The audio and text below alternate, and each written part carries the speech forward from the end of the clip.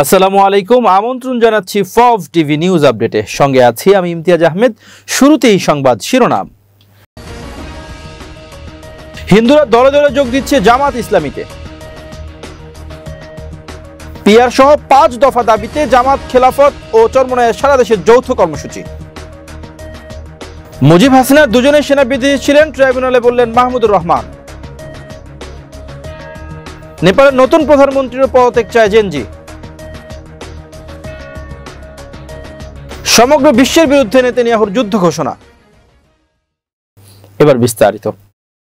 চাঁপাইনবাবগঞ্জ পৌরসভার 2 নম্বর ওয়ার্ডের সনাতন ধর্মাবলম্বীর 25 নাগরিক বাংলাদেশ জামাত ইসলামীতে যোগদান করেছেন।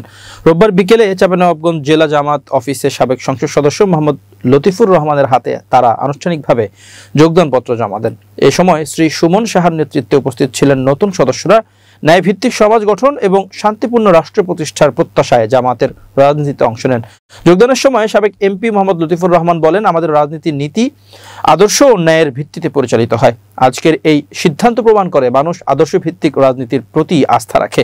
সদ্য যোগদানকৃত সুমন কুমার সাহা বলেন, আমরা জামাত ইসলামীতে যোগদান করেছি কারণ তাদের রাজনৈতিক ও অর্থনৈতিক ব্যবস্থাটা আমাদের ভালো লাগে। তাদের সঙ্গে চলাফেরা করি, তাদের আচার ব্যবহার ভালো লাগে। আমরা আমাদের ধর্ম পালন করব এবং তারা তাদের ধর্ম পালন করবে, এতে কারো কোনো সমস্যা হবে না। অনুষ্ঠানে স্থানীয় নেতারা ছাড়াও এলাকাবাসী উপস্থিত ছিলেন। তারা মনে করেন এই যোগদান ভবিষ্যতে এলাকার রাজনীতিতে ইতিবাচক প্রভাব ফেলবে।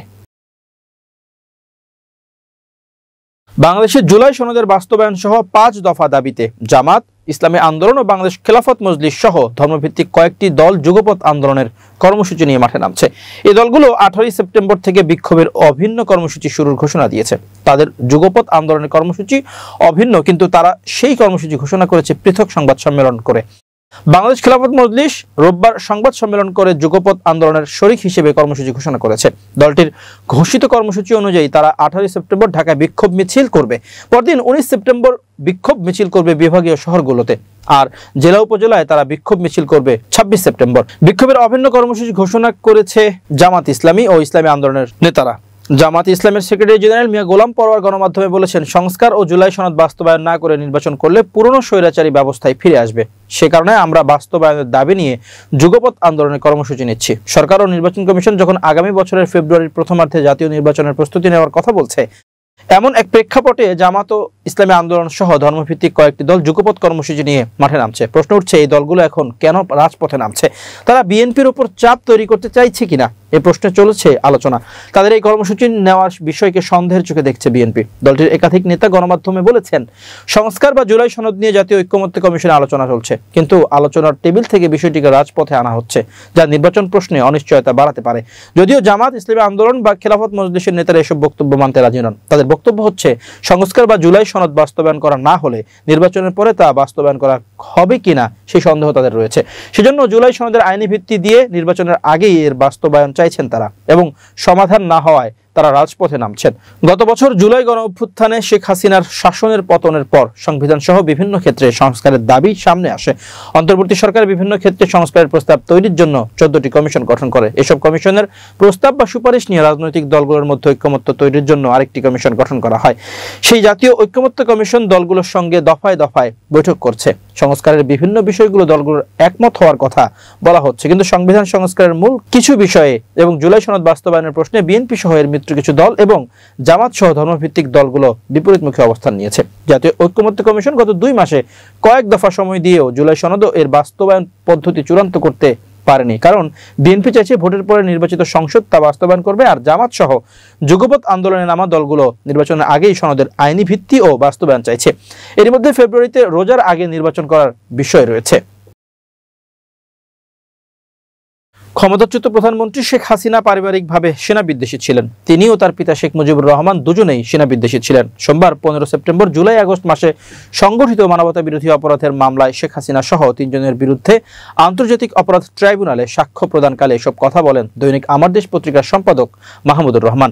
ট্রাইব্যুনালে তিনি বলেন, পিলখানায় দেশপ্রেমিক সেনাবাহিনীকে নির্মমভাবে হত্যার পর শেখ হাসিনা বিচার বিভাগের নিয়ন্ত্রণ নেওয়ার জন্য সাবেক প্রধানমন্ত্রী বেগম খালেদা জিয়াকে বাড়ি থেকে উচ্ছেদ করেন এবং তত্ত্বাবধায়ক সরকার ব্যবস্থা বাতিলের পদক্ষেপ নেন। এদিন ঐতিহাসিক প্রেক্ষাপটে শেখ হাসিনার বিরুদ্ধে ট্রাইব্যুনালে সাক্ষ্য দিয়েছেন মাহমুদুর রহমান। তিনি এ মামলায় 46তম সাক্ষী। আন্তর্জাতিক অপরাধ ট্রাইব্যুনাল 1-এর চেয়ারম্যান বিচারপতি গোলাম মর্তুজা মজুমদারের নেতৃত্বাধীন 3 সদস্যের ট্রাইব্যুনালে সাক্ষ্য দিচ্ছেন সাংবাদিক মাহমুদুর রহমান। এছাড়া আলোচিত এই মামলায় এদিন সাক্ষ্য দেন জাতীয় নাগরিক পার্টি এনসিপির আহ্বায়ক নাহিদ ইসলাম। গত বুধবার 10 সেপ্টেম্বর এই মামলায় ঐতিহাসিক প্রেক্ষাপটে সাক্ষী হিসেবে সাক্ষ্য দেওয়ার কথা ছিল মাহমুদুর রহমান ও নাহিদ ইসলামের, কিন্তু ব্যক্তিগত কারণে তারা ওই দিন আসতে না পারায় ট্রাইব্যুনালের কাছে সময় চাওয়া হয়। পরে আবেদন মঞ্জুর করেন ট্রাইব্যুনাল। এর আগে 9 সেপ্টেম্বর 14তম দিনের মতো এই মামলায় 6 জন সাক্ষ্য দেন। এখন পর্যন্ত ট্রাইব্যুনালে মোট 45 জনের সাক্ষ্য গ্রহণ সম্পন্ন হয়েছে। এর আগে গত 8 সেপ্টেম্বর 3 জন সাক্ষ্য দেন।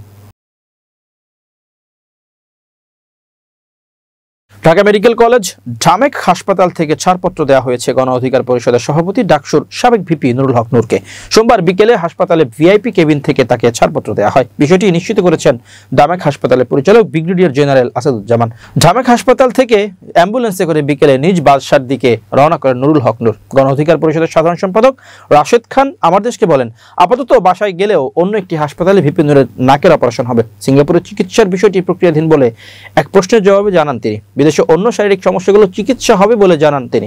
গত 29 আগস্ট কয়েকজন সেনা পুলিশ সদস্যের হামলায় আহত হন গণ অধিকার পরিষদের সভাপতি ডাকসুর সাবেক ভিপি নুরুল হক নূর সহ সংগঠনের প্রায় 50 জন নেতাকর্মী। হামলায় নূরের মাথা সহ শরীরের বিভিন্ন স্থানে মারাত্মক জখম হয়। তার শারীরিক অবস্থার কথা বিবেচনা করে সরকারের তরফ থেকে তাকে উন্নত চিকিৎসার জন্য বিদেশে নেওয়ার কথাও বলা হয়। এছাড়া দেশের প্রখ্যাত জনপ্রিয় ব্যক্তিত্ব সহ বিভিন্ন রাজনৈতিক দলের পক্ষ থেকেও উন্নত চিকিৎসার জন্য প্রয়োজনে ভিপি নূরকে বিদেশে পাঠানোর দাবি ওঠে। ঘটনার দিন 29 আগস্ট শুক্রবার সন্ধ্যার আগ মুহূর্তে গণ অধিকার ব্যানারে জাতীয় পার্টিকে স্বৈরাচারের দোষর আখ্যা দিয়ে ব্যবস্থা নেওয়ার দাবিতে বিক্ষোভ করে নূর রাশেদের নেতৃত্বে দলটির নেতাকর্মীরা। এবার আন্তর্জাতিক প্রসঙ্গ। অস্থির নেপাল স্থির হতে না হতেই আবারও আন্দোলনের হাওয়া বইছে কাঠমান্ডুতে। রাজনৈতিক সংকট রূপ নিয়েছে নতুন পর্বে। এবার দেশটির অন্তর্বর্তীকালীন সরকারের প্রধানমন্ত্রী সুশীলা কারকিরও পদত্যাগ চাইছেন জেনজিরা। রোববার মধ্যরাতে আন্দোলনের প্রথম সারিতে থাকা সুদান গুরুংয়ের নেতৃত্বে বালুওয়াতারে প্রধানমন্ত্রীর বাসভবনের সামনে বিক্ষোভ করেন তারা। সুশীলার পদত্যাগ চেয়ে স্লোগান দেন বিক্ষোভকারীরা। সোমবার নেপালের অন্তর্বর্তী সরকারে যুক্ত হন 3 মন্ত্রী। এদিন দুপুরে শীতল নিবাসে আয়োজিত বিশেষ অনুষ্ঠানে শপথ নেন তারা। রোববার মধ্যরাতের কিছু আগেই এই অনুমোদন দেয় সুশীলা, আর এতেই ঘটে বিপত্তি। আবারও ক্ষিপ্ত হয়ে ওঠেন তরুণরা। অভিযোগ, তাদের সঙ্গে পরামর্শ না করেই মন্ত্রিসভার সদস্যদের নিয়োগ দিয়েছেন সুশীলা। কাঠমান্ডুর পোস্ট জানায়, বিক্ষোভকারীরা বলেছেন তরুণদের সঙ্গে পরামর্শ না করে মন্ত্রিসভা সম্প্রসারণের বিরুদ্ধে বিক্ষোভ করা হয়েছে। গুরুং ক্ষোভ প্রকাশ করে বলেছেন, আমরা যদি আবার রাস্তায় নামি কেউ আমাদের থামাতে পারবে না। আমরা যেখান থেকে নেতা বসিয়েছি সেখান থেকেই তুলে ফেলবো। তিনি অভিযোগ করে বলেছেন, অ্যাডভোকেট ওম প্রকাশ আরজাল ভেতরে থেকে নিজেকে স্বরাষ্ট্রমন্ত্রী বানাচ্ছেন। এতে গত সপ্তাহের বিক্ষোভে হতাহতের স্বজনদের সঙ্গেও এনেছিলেন গুরুং।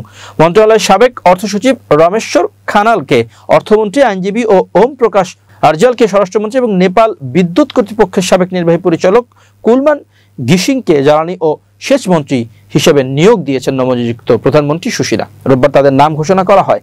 সোমবার দুপুরে শীতল নিবাসে আয়োজিত বিশেষ অনুষ্ঠানে শপথ নেন তারা। প্রেসিডেন্ট রামচন্দ্র পৌড়েল তাদের শপথ বাক্য পাঠ করান। পাশাপাশি গিসিংকে পদ্ম কাঠামো ও পরিবহন এবং নগর উন্নয়নে অতিরিক্ত আরো 2টি মন্ত্রণালয়ের দায়িত্ব দেওয়া হয়েছে। এগুলো হলো পদ্ম কাঠামো, পরিবহন ও নগর উন্নয়ন। এই 3 জন সহ সুশীলার নতুন কার্যালয়ে সর্বোচ্চ থাকছেন 15 জন। স্বরাষ্ট্র ও আইনমন্ত্রী ওম প্রকাশ আরজাল, সুপ্রিম কোর্টের আইনজীবী ওম প্রকাশ আরজালকে স্বরাষ্ট্র ও আইন মন্ত্রণালয়ের দায়িত্ব দেওয়া হয়েছে। ইসরায়েলের দোহায় হামলা মধ্যপ্রাচ্যের দীর্ঘস্থায়ী অস্থিরতায় নতুন এক অধ্যায় যোগ করেছে। মঙ্গলবার 9 সেপ্টেম্বর বিকেলে কাতারের রাজধানীতে ক্ষেপণাস্ত্র নিক্ষেপ করে ইসরায়েল বাহিনী।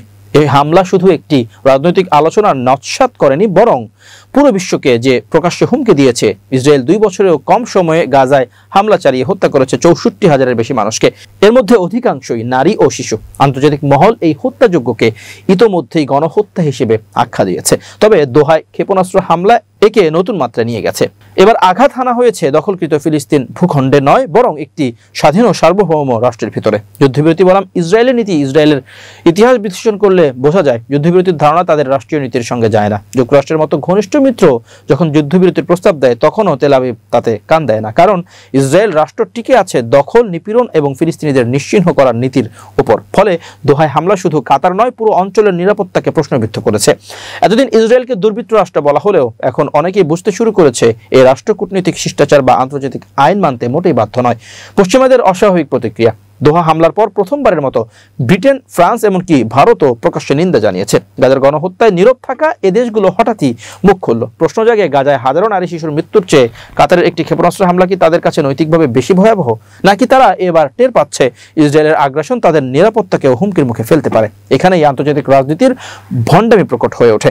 গাজার অগণিত লাশ তাদের বিবেককে নাড়া দেয়নি, কিন্তু কাতারে একটি ক্ষেপণাস্ত্র হামলায় তাদের কাছে লাল দাগ হয়ে দাঁড়ালো। অর্থাৎ বার্তাটা পরিষ্কার, ইসরায়েল আর চাইলেই যত্রতত্র হামলা চালাতে পারবে না। 6 দেশে হামলার নজির। আল জাজিরার তথ্য মতে মাত্র 72 ঘন্টায় ইসরায়েল অন্তত 6টি দেশে হামলা চালিয়েছে। ফিলিস্তিন ও কাতারের পাশাপাশি লেবানন, সিরিয়া, তিউনিসিয়া এবং ইয়েমেনকে লক্ষ্যবস্তু বানানো হয়েছে। এর ফলে কার্যত পুরো মধ্যপ্রাচ্যই পরিণত হচ্ছে যুদ্ধক্ষেত্রে। এবার বিজ্ঞান ও প্রযুক্তির খবর। জনপ্রিয় 4 হুইলার নির্মাতা সংস্থা টাটা নতুন বৈদ্যুতিক গাড়ি আনলো বাজারে। টাটা টিয়াগো ইভি হতে পারে আপনার জন্য বেস্ট। গাড়িটি এক চার্জে 315 কিলোমিটার রেঞ্জ দেবে। প্রতিদিন যাতায়াতের জন্য সেরা পছন্দ হতে পারে গাড়িটি। টাটা টিয়াগো ইভি 200 থেকে 230 কিলোমিটার রেঞ্জ দেয়, যা দৈনিক যাতায়াতের জন্য যথেষ্ট ভালো। বেশিরভাগ ব্যবহারকারীকে এই গাড়ি সপ্তাহে 2 থেকে 3 বার মাত্র চার্জ করতে হয়। আপনি যদি প্রতিদিন 60 কিলোমিটার গাড়ি চালান তাহলে প্রতি কিলোমিটারে মাত্র 0.77 টাকা খরচ হবে। গাড়িটি 2টি ব্যাটারি বিকল্পের সঙ্গে বাজারে এসেছে, একটি 19.2 কিলোওয়াট আওয়ার এবং অন্যটি 24 কিলোওয়াট আওয়ারের। মাঝারি পরিসরে এই ভ্যারিয়েন্টটি 60 বিএইচপি শক্তি আর 110 এনএম টর্ক উৎপন্ন করে এবং এর রেঞ্জ হবে 250 থেকে 275 কিলোমিটার। একই সময় দীর্ঘ পরিসরে ভ্যারিয়েন্টটি 74 বিএইচপি শক্তি আর 114 এনএম টর্ক সহ 293 থেকে 315 কিলোমিটার রেঞ্জ অফার করে। চার্জিং এর কথা বলতে গেলে 3.3 কিলোওয়াট এসি হোম চার্জারের সাহায্যে ব্যাটারি সম্পূর্ণ চার্জ করতে প্রায় 9.4 ঘন্টা সময় লাগে, আর অন্যদিকে ডিসি ফাস্ট চার্জারের সাহায্যে মাত্র 57 মিনিটে 10 থেকে 80% চার্জিং সম্পূর্ণ হয়ে যায়। টাটা টিয়াগো ইভিকে একটি প্রিমিয়াম টাচ দেওয়া হয়েছে। এর বাইরে অংশে এলইডি হেডলাইট, নতুন সিলভার গ্রিল স্ট্রিপ আর 14 ইঞ্চির অ্যালয় হুইল রয়েছে। এই গাড়ির ইন্টেরিয়র সম্পর্কে বলতে গেলে এতে ব্ল্যাক গ্রে ড্যাশবোর্ড, 10.25 ইঞ্চির টাচ স্ক্রিন বক্স আর 240 লিটারের বুট স্পেসের মতো ফিচার্স রয়েছে। টাটা টিয়াগো ইভি নিরাপত্তার দিক থেকে বেশ অনেকটাই নির্ভরযোগ্য। এটি গ্লোবাল এনসিএপি থেকে 4 স্টার সেফটি রেটিং পেয়েছে। এতে dual front airbag, ABS, EBD, ESP, tyre pressure monitoring system, rear parking sensor আর ক্যামেরার মতো ফিচার্স রয়েছে। এছাড়াও IP67 ওয়াটারপ্রুফ ব্যাটারি প্যাক আর liquid cooled thermal management system ব্যাটারিটিকে আরও নিরাপদ এবং টেকসই করে তোলে। ভারতীয় বাজারে গাড়ির দাম 7,99,000 থেকে 11,14,000 রুপি। এবার খেলার খবর। এশিয়া কাপ 2025-এর ম্যাচে পাকিস্তানের বিরুদ্ধে 7 উইকেটের জয় তুলে নিয়েছে ভারত। ম্যাচটি অনুষ্ঠিত হয় রোববার দুবাইয়ে। দেশের নানা স্থানে বয়কট ডাকের মধ্যেও ভারতীয় দল মাঠে নেমে মাত্র 15.5 ওভারে 128 রানের লক্ষ্যে পৌঁছে দারুণ জয় তুলে নেয়। যদিও ম্যাচের ফলাফল সকালের নজর কাড়লেও আরও বেশি আলোচনার জন্ম দিয়েছে ম্যাচ শেষে ঘটে যাওয়া একটি ঘটনা। জয়ের পর ভারতের খেলোয়াড়রা সরাসরি ড্রেসিং রুমে ফিরে যান, পাকিস্তানি খেলোয়াড়দের সঙ্গে হ্যান্ডশেক না করেই। সামাজিক মাধ্যমে ভাইরাল হওয়া এক ভিডিওতে দেখা গেছে পাকিস্তানি খেলোয়াড়রা হ্যান্ডশেকের জন্য অপেক্ষা করছিলেন, কিন্তু ভারতীয় খেলোয়াড়রা দ্রুত ড্রেসিং রুমে চলে যান। এ ঘটনায় হতাশা প্রকাশ করেছেন পাকিস্তানের প্রাক্তন পেসার শোয়েব আখতার। তিনি বলেন, আমি কিছু বলার মতো অবস্থায় নেই, এটা হতাশজনক। ভারতের জন্য স্যালুট, কিন্তু ক্রিকেটকে রাজনৈতিকভাবে নিও না। আমরা এর মধ্যে ভারতকে ভালো কিছু বলেছি। আমরা অনেক কিছু বলতে পারি হ্যান্ডশেক না হওয়ার বিষয়। ঝগড়া তো হয়, ঘরেও হয়। জানা গেছে ভারতের প্রধান কোচ গৌতম গম্ভীরই হ্যান্ডশেক এড়িয়ে যাওয়ার সিদ্ধান্ত নেন। তিনি খেলোয়াড়দের নির্দেশ দেন পাকিস্তানি খেলোয়াড়দের সঙ্গে হ্যান্ডশেক বা কথোপকথন যেন না জড়ানো হয়। এ ঘটনার পর দুই দলের ভক্ত ক্রিকেট বিশ্লেষকরা সামাজিক মাধ্যমে ভারতের এই আচরণ নিয়ে তীব্র প্রতিক্রিয়া জানাচ্ছেন। প্রিয় দর্শক, শেষ করছি FAV টিভি নিউজ আপডেট। আজ এ পর্যন্তই। ভিন্ন খবর নিয়ে দেখা হবে আগামীকাল রাত 8টায়। নিজেকে আপডেট রাখতে সাবস্ক্রাইব করুন চ্যানেলটি। নিয়মিত লাইক, কমেন্ট ও শেয়ার করে ছড়িয়ে দিন সর্বত্র। সুস্থ থাকুন, নিরাপদে থাকুন। আল্লাহ হাফেজ।